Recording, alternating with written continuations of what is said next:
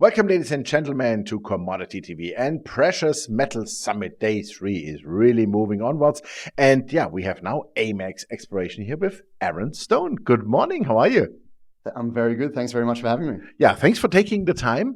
AMEX Exploration, long time. I think I spoke the last time was 2019, November or something like that. A lot of good things happened so far. You are in the Abitibi Belt, right, in Quebec, and it's great, fantastic gold exploration. But I just heard from you guys you had some good news yesterday. We put a release out just yesterday. It was a nice intercept, 47.7 meters of almost 17 grams per ton. Oh. It was drilling down dip the high grade zone. It was more of a resource definition hole that was suggested to us by the team doing the resource modeling for us, because we're getting ready to release our first maiden resource estimate in Q1 of 2024 next year. So it was suggested that we drill a hole down dip of the high grade zone to better define the true width of the diabase dike that sits between the two high-grade quartz veins that make up our high-grade zone on the Perron project. So this year, then you were really like in the drill and in the preparation for the resource estimate, right? Yes, I guess since you spoke with us last time in 2019, it's been drill. Yeah. So at one point we had up to 10, 11 drill rigs on site. Gee, how many meters have you drilled so far? There must be in the 6 digits. So far on the project, we've drilled almost 400,000 meters. Oh my goodness. Yes. So is there anything left?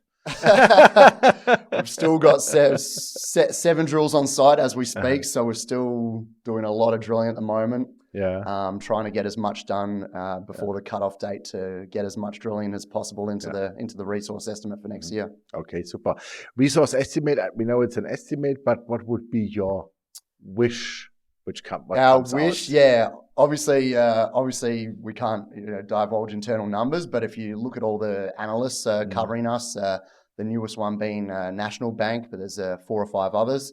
Most of them are estimating anywhere between 3 to 5 million ounces, and that's obviously nice. their own estimations, not our internal ones. Yeah, that's important. So you have to do your own research. But yes, that's obviously what we're hoping to aim for and hopefully beat as well. So yes. So would that resource estimate already then justify, let's say, to move further in the development of the project? Meaning, like, then maybe let's move to a PEA because.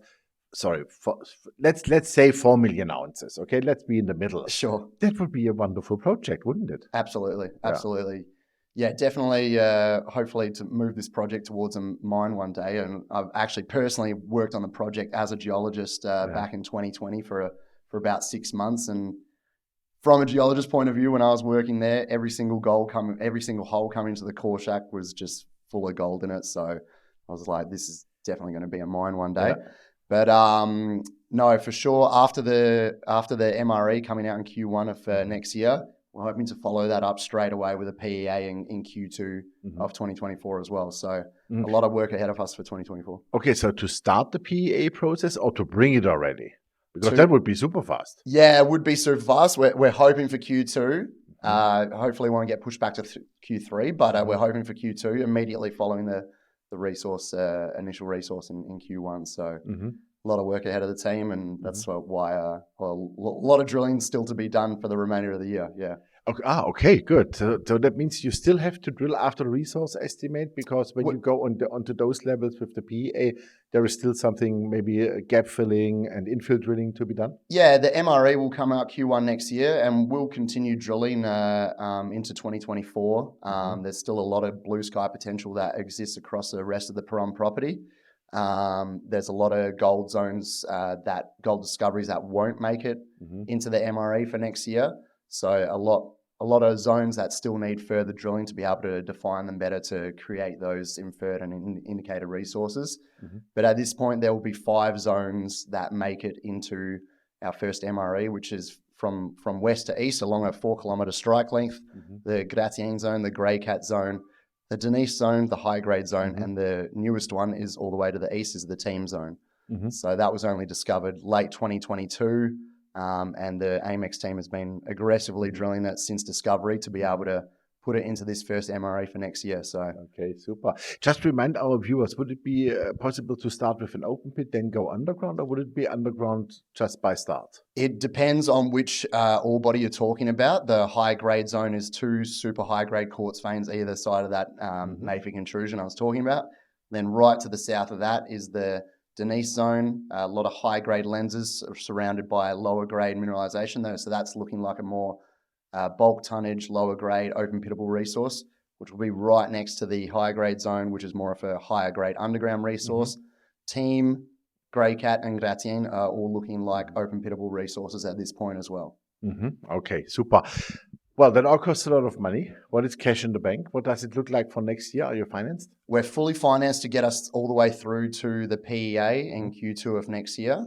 So last time I checked, we've got another remaining 14-15 million in the bank. Last raise we did was back in 2022, I believe, $49.6 million. So we were aggressively drilling since that raise, and fully financed through to the PEA for next year in 2024. Okay, super. What is management share in the company, and who are your largest shareholders? I believe our largest shareholder is Eric Sprott. Who else? yes. And management owns a significant amount. Our CEO, Victor Cantore, owns 5% himself. And the rest of management holds a significant amount as well. So, and then strongly institutionally held as well. So you're well covered for not to be taken over too early. No, certainly not these prices. Not looking at a takeover, yes. Okay, super. What's your personal view on the gold price?